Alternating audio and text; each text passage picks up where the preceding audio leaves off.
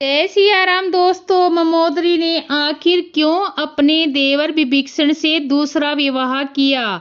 विजयदशमी अर्थात दशहरा बीत चुका है। आप सबको यह जानने की इच्छा होगी कि दशहरा को आखिर विजयदशमी क्यों कहते हैं। दशहरे वाले दिन मां ने महिषासुर नामक दानव का वध किया था और इसी दिन भगवान राम जी ने रावण का वध कर इस संसार से उसकी मुक्ति की थी। लेकिन हम में से बहुत कम लोग जानते हैं कि आखिर रावण की मृत्यु के बाद उनकी पत्नी मंदोदरी का क्या हुआ। तो आइए आज आपको हम बताते हैं मंदोदरी के बारे में। पुराणों के मुताबिक मथुरा नाम की एक अप्सरा भगवान शिव को अपना प्रभु मानती थी और एक दिन वो भगवान शिव की तलाश में भटकती हुई कैलाश पर्वत पर पहुंच गई। उस समय मां पार्वती कैलाश पर्वत में मौजूद नहीं थी और इसलिए वो भगवान शिव को प्रसन्न करने में जुट गई और उसने अपने शरीर में भस्म लगा ली। उसी समय माता पार्वती वहां आ गई और मथुरा को भस्म लगाई देख गुस्से में भर गई और उन्होंने मथुरा को ये श्राप दिया कि वो 12 बरस तक मेंढक बनकर रहेगी। जब मां पार्वती का गुस्सा शांत हुआ तो शिवजी ने उनका श्राप वापस लेने के लिए कहा, लेकिन मां पार्वती ने कहा कि दिया हुआ श्राप अब वापस नहीं लिया जा सकता। लेकिन 12 वर्ष के बाद मथुरा अपने असली रूप में आ जाएगी और 12 वर्ष तक उन्हें मेंढक के रूप में रहना पड़ेगा। असुर राज मायासुर और उनकी पत्नी हेमा 2 बेटों के माता पिता था। उनका नाम मायावी और दुंदुभि थे और वो बेटी की कामना के लिए तपस्या कर रहे थे। वो दोनों ही कैलाश पर्वत पर काफी सालों से पुत्री कामना के लिए तपस्या करते रहे। तभी एक दिन उन दोनों ने कुएं में एक मेंढक के रोने की आवाज आई।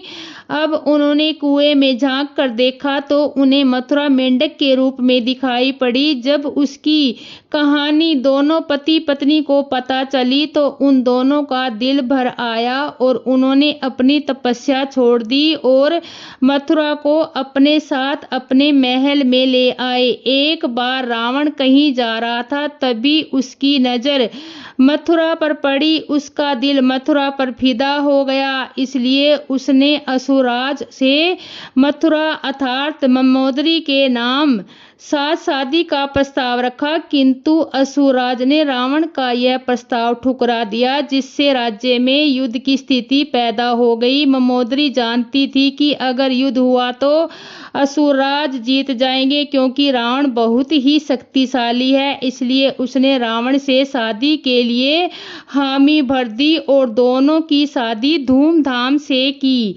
लेकिन जब रावण सीता मां का हरण कर लंका में लेकर आए तब मंदोदरी ने इसका खूब विरोध किया, लेकिन रावण ने उसकी एक भी बात नहीं मानी और आखिरकार राम जी के हाथों रावण की मृत्यु हो गई। रावण की मृत्यु के बाद मंदोदरी काफी अकेली पड़ गई, इसलिए श्री राम जी ने विभीषण को मंदोदरी से शादी का प्रस्ताव रखा, लेकिन मंदोदरी जी ने ये प्रस्ताव ठुकरा दिया और खुद को महल से दूर कर लिया। लेकिन कुछ समय बाद ही वो विभीषण से शादी करने के लिए तैयार हो गई।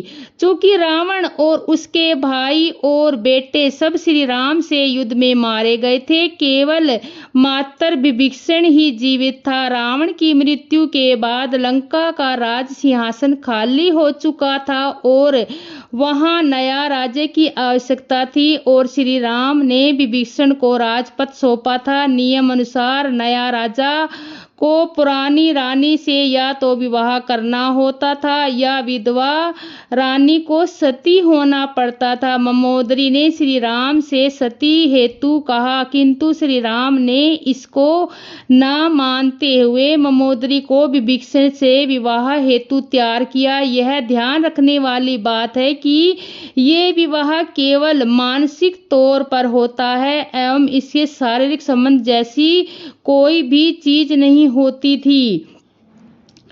और आगे की कहानी, करवा चौथ का व्रत भी महिलाएं पति के जीवित रहते हुए रखती है। उसके जाने के बाद तो कोई पतिव्रता स्त्री भी इस व्रत को नहीं रखती शायद। यहाँ तो हमारे रावण साहब एक राक्षस थे और उनकी पतिव्रता पत्नी अप्सरा की बेटी मंदोदरी को अगर जीवन में किसी राम भगत के साथ कुछ पल बिताने का अवसर मिला तो उसमें कुछ अनुचित नहीं, और वो भी खुद राम जी के परामर्श में ही था। रावण के जीते जी उसने कभी और की कल्पना नहीं की, और शायद विभीषण मल्होत्रा से शादी करके भी फिर किसी की कल्पना नहीं की। यही होता है बस पतिव्रता धर्म में। पतिव्रता या पत्नीव्रता धर्म जीते जी संबंधों से ही होता है। मंदोदरी के बारे में बताएं, और उसमें पहले हम आपको मंदोदरी के जीवन के बारे में बताते हैं। किंतु पुराणों में एक ही कथा के अनुसार मथुरा नामक एक अप्सरा थी जो भगवान माता पार्वती को बहुत चाहती थी। एक दिन मथुरा माता पार्वती से मिलने कैलाश पर्वत पर पहुंच गई, लेकिन माता पार्वती वहां नहीं थी। मथुरा ने भगवान शिव को देखा और उनको आकर्षित करने में लग गई और पूजा शुरू कर दी। कुछ समय बाद जब माता पार्वती वहीं पहुंची तो वह देखकर बहुत गुस्सा हुई। गुस्से में आकर माता पार्वती ने मथुरा को मेंढक बनने का श्राप दिया और कुएं में 12 सालों तक रहने को कहा। भगवान शिव ने पार्वती से प्रार्थना की। काफी प्रार्थना करने के बाद माता पार्वती मान गई और 1 साल तक कुएं में रहने को कहा। मंदोदरी 1 साल तक कुएं में पूजा करती रही। वहीं दूसरी ओर असुरों के देवता मयासुर और पत्नी हेमा के 2 पुत्र थे। वो चाहते थे कि दोनों को एक बेटी हो। बेटी के लिए दोनों कई सालों तक कठोर तपस्या कर रहे थे। इसी दौरान 1 साल बाद मथुरा कुएं में असली रूप में आ गई और मदद के लिए पुकारने लगी। मथुरा की आवाज सुनकर मयासुर ने पूजा समाप्त की और मथुरा को गोद उठाया। मयासुर ने इस लड़की का नाम मंदोदरी रखा। कुछ सालों बाद रावण एक बार मयासुर से मिलने गया। रावण ने मयासुर की बेटी मंदोदरी को देखा तो वह मंत्रमुग्ध हो गया। रावण ने मयासुर से कहा कि उसे मंदोदरी पसंद है और वह तो मंदोदरी के साथ विवाह करना चाहता है। मयासुर ने मना कर दिया तो रावण ने जबरन विवाह कर लिया। विवाह के बाद दोनों के 3 पुत्र हुए। मंदोदरी को पता था कि रावण बहुत अहंकारी है और वो जिस मार्ग पर चल रहा है उसका विनाश निश्चित है। मंदोदरी ने रावण को भगवान राम की पत्नी माता सीता को वापस भेजने को कहा, लेकिन रावण ने मना कर दिया। भगवान राम और रावण के बीच युद्ध हुआ। रावण के मरने के बाद मंदोदरी युद्ध भूमि पर गई और विनाश देखकर अत्यंत दुखी हुई। भगवान राम ने लंका का राजपाट विभीषण को सौंप दिया। अद्भुत रामायण के अनुसार भगवान राम ने मंदोदरी को सुझाव दिया कि वह विभीषण से विवाह कर ले। भगवान राम ने कहा कि वो अब भी लंका की महारानी है। यह कहकर भगवान राम वापस अयोध्या लौट गए। कहा जाता है कि उसके बाद मंदोदरी ने खुद को महल में कैद कर लिया। काफी समय तक मंदोदरी ने किसी से कोई संपर्क नहीं रखा। काफी लंबे समय के बाद वह पुनः अपने महल से निकली और विभीषण से शादी के लिए तैयार हो गई। विभीषण की पत्नी का नाम शर्मा था जो यक्षराज की पुत्री थी। यक्षराज की पुत्री शर्मा केवल विभीषण से ही प्रेम करती थी और विभीषण से ही विवाह करना चाहती थी, किंतु विभीषण को एक बार भी नहीं देखा था और विभीषण का चित्र उन्होंने ने विभीषण की तरह ही बनाया था और उसी चित्र से प्रेम करने लगी, किंतु शर्मा के पिता यक्षराज अपनी पुत्री शर्मा का विवाह विभीषण से करना नहीं चाहते थे, क्योंकि विभीषण एक राक्षस जाति के थे। यक्षराज चाहते थे कि उसकी पुत्री का विवाह गोवर्धन से हो, लेकिन महावीर हनुमान के प्रयास के कारण ही विभीषण का विवाह हुआ, शर्मा से हुआ। बताया जाता है कि विभीषण और शर्मा की एक पुत्री भी थी जिसका नाम त्रिजटा था, किंतु कई कथाओं के आधार पर यह भी बताया जा रहा है कि रावण की मृत्यु के पश्चात विभीषण ने मंदोदरी से विवाह किया, और किंतु यह तर्क संगत नहीं है। अधिक जानकारी के लिए आगे के पढ़ते रहें। यह गलत है कि विभीषण ने उसका साथ छोड़ा। सच्चाई यह है कि मूर्खों की सभा में अपनी बुद्धिमत्ता दिखाने की कोशिश में इस राक्षस को बड़े राक्षस के ने धक्के मार कर निकाला था। इसने साथ छोड़ना था, और उसी दिन क्यों न छोड़ दिया जिस दिन इसका भाई सीता जी को उठा लाया था। प्रश्न का दूसरा भाग, विभीषण ने भगवान राम का साथ दिया।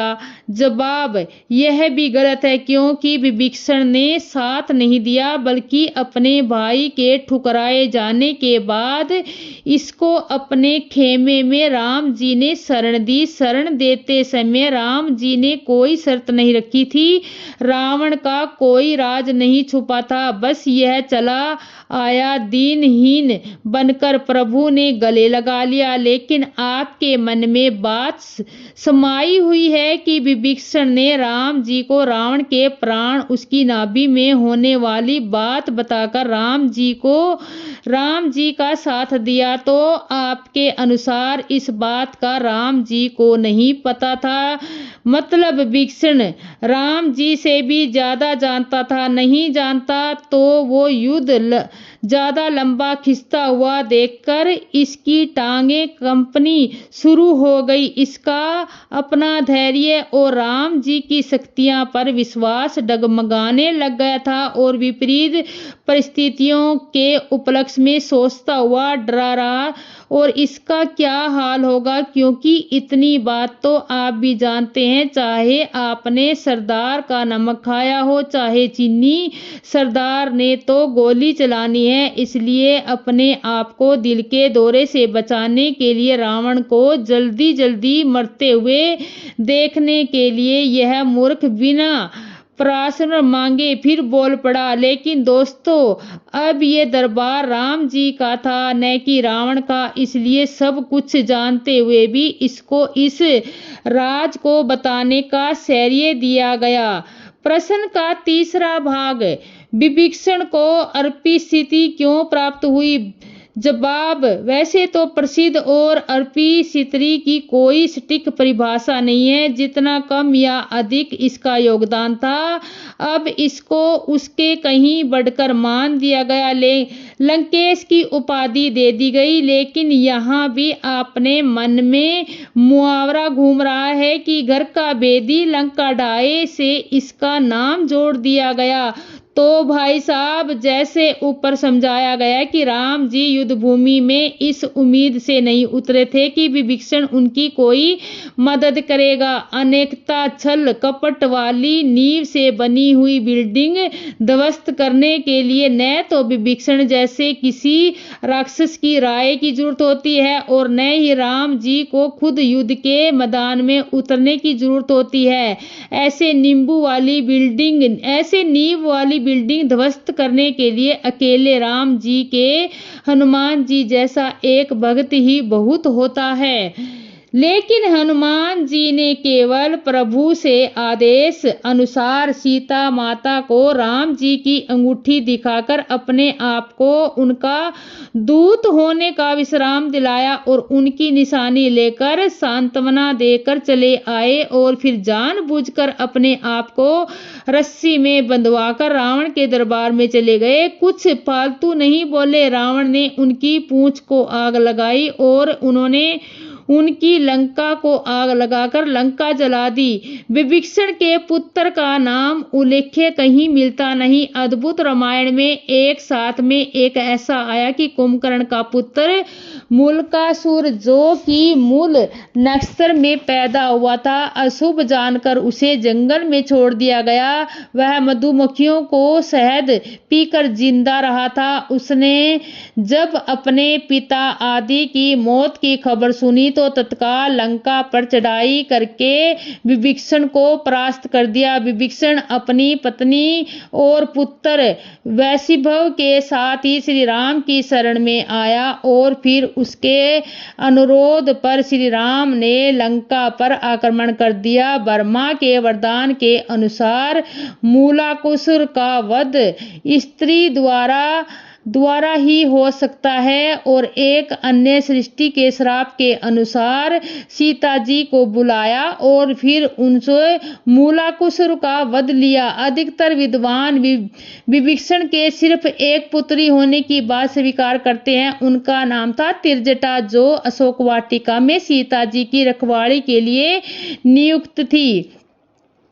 रावण की मृत्यु के पश्चात रावण के कुल के विभीषण और कुल की कुछ महिलाएं ही जिंदा बची थी। युद्ध के पश्चात मंदोदरी भी युद्ध भूमि पर गई और वहां अपने पति, पुत्रों और अन्य संबंधियों का शव देखकर अत्यंत दुखी हुई। फिर उन्होंने प्रभु श्री राम जी की ओर देखा और अलौकिक आभा से युक्त दिखाई दे रहे थे। तो श्री राम ने रावण के छोटे भाई विभीषण को लंका का राजा घोषित किया। विभीषण ने राम के समर्थन हेतु युद्ध के मैदान में रावण को धोखा दिया था। लंका वासियों ने उन्हें राजा के रूप में स्वीकार न करना स्वाभाविक था, इसलिए लंका के लोगों में विभीषण के प्रति एक सकारात्मक दृष्टिकोण उत्पन्न करने के लिए लोकप्रिय बढ़ाने के लिए श्री राम जी ने बहुत ही विनम्रता पूर्वक मंदोदरी के समक्ष विभीषण के एक राजनीतिक गठबंधन के हिस्से के रूप में विवाह करने का प्रस्ताव रखा। मंदोदरी ने लंका के साम्राज्य की रक्षा के लिए ऐसा करने की सहमति जताई। हालांकि मंदोदरी के बारे में इस बात पर विश्वास होता है कि क्योंकि मंदोदरी एक सती स्त्री थी जो अपने पति के प्रति समर्पण का भाव रखती थी। और पहली बात तो यह है कि राम और बाली की जाति दुश्मनी नहीं थी। राम ने बाली को सिर्फ इसलिए मारा था क्योंकि उनके भगत हनुमान सुग्रीव के अच्छे दोस्त थे और सुग्रीव ने राजा बनने पर सीता जी को ढूंढने का वचन दिया था, जबकि राम जी और रावण की सीधी दुश्मनी थी। दूसरी बात यह है कि सुग्रीव और बाली की लड़ाई सिर्फ दो व्यक्तियों की लड़ाई थी, इसमें खानदान, प्रजा, सेना शामिल थी, जबकि राम रावण के युद्ध में पूरी लंका दांव पर लगी थी। मंदोदरी को सती कहा जाता है। फिर उन्होंने रावण की मृत्यु के बाद विभीषण से विवाह क्यों किया? जन्म स्मृतियों के अनुसार मंदोदरी मध्य प्रदेश के बदसौर राज्य की राजकुमारी थी। यह भी माना जाता है कि मंदोदरी राजस्थान के जोधपुर के निकट मंडोर की थी। पौराणिक कथा के अनुसार एक बार मथुरा नामक एक अप्सरा कैलाश पर्वत पर पहुंची। देवी पार्वती को वहां न पाकर वह भगवान शिव को आकर्षित करने का प्रयत्न करने लगी। जब देवी पार्वती वहां पहुंची तो भगवान शिव की देह की भस्म को मथुरा के शरीर पर देखकर वे क्रोधित हो गई और क्रोध में आकर उन्होंने मथुरा को मेंढक बनाने का श्राप दिया। उन्होंने मथुरा से ये कहा कि आने वाले 12 सालों तक वो मेंढक के रूप में एक कुएं में रहेगी। भगवान शिव के बार बार कहने पर माता पार्वती ने मथुरा से कहा कि कठोर तप के बाद ही वह अपने असली रूप में आ सकती है, और वह भी 12 साल के बाद। तब मथुरा ने 12 वर्ष तक एक कुएं में रहकर मेंढक रूप में कठोर तप किया। जब 12 वर्ष पूरे होने वाले थे तब मायासुर और उसकी पत्नी हेमा पुत्री की कामना से तप शुरू करने पहुंचे। जहां मथुरा तप कर रही थी। जैसे ही मथुरा के 12 वर्ष पूरे हुए, अपने असली स्वरूप में आ गई और कुएं से बाहर निकलने के लिए मदद के लिए पुकारने लगी। आवाज सुनकर दोनों कुएं के पास गए और उसे बचा लिया। बाद में उन दोनों ने मथुरा को गोद ले लिया और उसका नाम मंदोदरी रखा। राजस्थान के जोधपुर में मंडोर नामक स्थान से एक प्राचीन मान्यता जुड़ी हुई है। कहा जाता है कि यहाँ मंदोदरी और रावण का विवाह हुआ था। यहाँ के मंडोर रेलवे स्टेशन के पास स्थित एक जगह के बारे में ऐसी मान्यता है कि यहाँ रावण ने मंदोदरी के संग 7 फेरे लिए थे। जोधपुर के कुछ लोगों का मानना है कि वे रावण के वंशज हैं। जब श्री राम जी ने युद्ध में रावण का वध किया था, तब उसके वंशज यहाँ पर आ गए और फिर यहीं बस गए। आज भी उसी माता की पूजा करते हैं जो रावण की कुल देवी थी। रामायण के मुताबिक मयासुर ने ब्रह्मा जी के वरदान से अप्सरा हेमा के लिए मंडोर का निर्माण किया। हेमा अत्यंत रूपवती थी। जब मयासुर और हेमा की संतान हुई तो वह बहुत ही सुंदर थी। उसका नाम उन्होंने मंदोदरी रखा। ऐसा कहा जाता है कि इस स्थान का नाम मंडोर होने के पीछे मंदोदरी भी एक कारण है। बाद में मयासुर का इंद्र के साथ विवाह हो गया और उसे वह स्थल छोड़कर जाना पड़ा। ऐसे में मंडूक स्त्री ने मंदोदरी को देख रेख की। जब मंदोदरी का विवाह योग्य हुई तब मयासुर ने उसके लिए वर की खोज की, लेकिन उसे कह भी दिया कि ऐसा वर नहीं मिला तो मंदोदरी के लिए उपयुक्त है। आखिरकार उसकी खोज रावण पर जाकर पूरी हुई। रावण अत्यंत विद्वान, पराक्रमी, बलशाली, वैभवशाली और कुशल योद्धा। उसे मंदोदरी ने के लिए ही यहीं पर पसंद आ गया। उसने रावण से अपनी पुत्री के साथ विवाह की बात की और रावण ने विवाह प्रस्ताव स्वीकार कर लिया। कहा जाता है कि मंडोर में रावण मंदोदरी का विवाह हुआ और वह स्थान अब भी मौजूद है जहां उन्होंने फेरे लिए। लोगों के मुताबिक आज भी यह जगह लगभग खंडर हो चुकी है और खामोश के लफ्जों के उस दौर की कहानी है। रामायण और विचित्र ग्रंथों में मंदोदरी के बारे में जिक्र आता है। उसके मुताबिक वह बहुत सुंदर, गुणवान और पतिव्रता महिला थी। रावण के खोटे कर्मों को देखकर उसने अनेक बार उसे ऐसे कामों का त्याग किया जिसे, लेकिन उसने कभी मंदोदरी की बात नहीं मानी। अगर वह यही समय पर मंदोदरी की बात मान लेता तो रावण का इतिहास कुछ और होता। मंदोदरी बहुत सुंदर थी, यहाँ तक कि हनुमान जी ने लंका में उसे देखा तो एक बार तो वे उसे सीता माँ समझ बैठे थे। यह प्रसंग अद्भुत रामायण में मिलता है। रामचरितमानस में, गीता प्रेस में लव कुश कांड भी मिलता है। इसलिए लव कुश संग्राम प्रवेश में लिखा है कि मंदोदरी का विभीषण से जबरन तिरिया बना लिया है। और आगे की कहानी, विभीषण को ब्रह्मा का वरदान था कि वे हमेशा धर्म का पक्ष लेंगे और वैसा ही उन्होंने किया।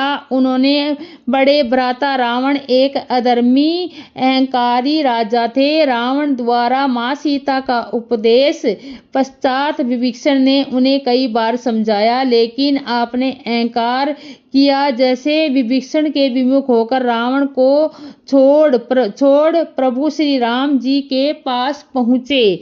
सुग्रीव एक अत्यंत बलशाली वानर थे। उनके पास 1000 हाथियों का समान बल था, लेकिन उनके हाथ भ्राता वाली धक्के के किसीदा से लिया, क्योंकि सुग्रीव को विवश होकर अपने कुछ मित्र और कुछ वानरों के साथ जंगलों में बिताना पड़ा। अतः जिस प्रकार सुग्रीव का राज वाली बात द्वारा गया, उसी प्रकार बाली की मृत्यु भी उसी प्रकार हुई। अतः बाली अंत समय अपनी धर्मस्थता स्वीकार कर लेते हैं और अपने प्राण त्याग देते हैं। इन दोनों की कहानी में हमें यह समझ में आता है कि सुग्रीव को प्रभु श्री राम की सहायता करने के लिए वाली हडम्बा उनका किसीदा राज्य चाहिए था, इसलिए प्रभु की सहायता के द्वारा बाली का अंत किया। जबकि रावण अधर्मी था, उसका धर्म नाश करना जरूरी था, इसलिए एक धर्मी विभीषण ने अपने राजा भ्राता की सलाह के लिए और रावण का अंत कराया। इसी वजह से घर का भेदी विभीषण को कहा जाता है, सुग्रीव को नहीं। और अगर आपको मेरा जवाब पसंद आए तो वीडियो को लाइक शेयर जरूर करें। क्या यह सच है कि रावण की मृत्यु के बाद मंदोदरी ने विभीषण से विवाह का कर लिया फैसला? क्या पहले भी विधवा विवाह होते थे? जी, बाली वध करने के बाद सुग्रीव ने उसकी पत्नी तारा से विवाह कर लिया और लंका।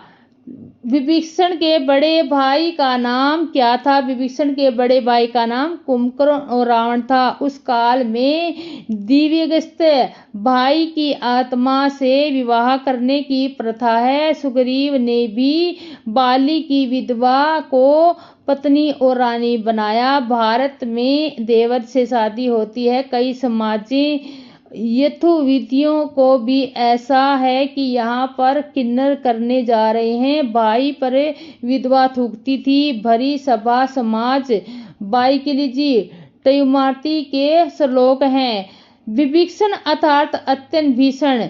अब कोई भी अपनी संतान को भीषण कहना नहीं चाहता। विभीषण रावण के कुंभकर्ण के समान तंत्र मंत्र के ज्ञाता होने के साथ असुरी शक्ति वाले, लेकिन उनको ब्रह्मा जी के अमर होने का वरदान था। तो यह रावण भी ज्यादा विभीषण होते हुए भी कोई उसके मार ही नहीं सकता था, केवल शिव और नारायण के अलावा। अब ये भगत शक्ति और भगवान क्यों इनको मारने लगे? इसलिए ये और भी ज्यादा भीषण थे और अन्य अप्सरा इनमें डरते थे। इसलिए राम भी अपनी संतान को भीषण नहीं कहेगा और ना ही रखेगा। राक्षस धर्म को ऐसे इसे मानता है। साथ ही तारा ने भी सुग्रीवों से विवाह किया। वानर धर्म भी इसे मानता है। भारत में पति पत्नी के छोटे भाई देवर कहती है कि देवर का अलर्ट दूसरे वर में प्रभु ने किया, इसलिए राम के मरने के बाद मंदोदरी विभीषण से विवाह किया। यह परंपरा आज भी मान्यता रखती है। और आगे की कहानी सुनते रहे। मंदोदरी को सती क्यों कहा जाता है? उन्होंने रावण की पत्नी के बारे में महत्वपूर्ण जानकारी लीजिए। पहला भाग पौराणिक कथा अनुसार नसीब होने पर भी कन्याओं के समान ही पवित्र मानी जाती है। अहिल्या, द्रौपदी और इनके वैज्ञानिक जीवन का कष्ट तो बहुत हुआ। प्रतिकूल से प्रतिकूल परिस्थितियों में भी आकर इन पांचों ने नारायण भी भगवान में अपने श्रद्धा कभी नहीं छोड़ते। दूसरा भाग, इनमें से तो 3 को राम अवतार से प्रभु मिले और 2 को कृष्ण अवतार में प्रभु मिले। अहिल्या का उद्धार राम ने किया, तारा का उद्धार बाली और मंदोदरी का उद्धार रावण के बाद कृष्णावतार में कुंती और द्रौपदी। विषम परिस्थितियों में आपका ज्ञात ही होगी। तीसरा भाग, रावण के मरने का मंदोदरी सती तो नहीं हुई। राजा दशरथ ने मरने के साथ तीनों रानियां आग में नहीं कूदी। और महाभारत काल में लाखों कन्याओं से यह स्पष्ट है कि उसकी पति मृत्यु के बाद स्त्री का यथावत सम्मान होगा। जय सिया राम दोस्तों।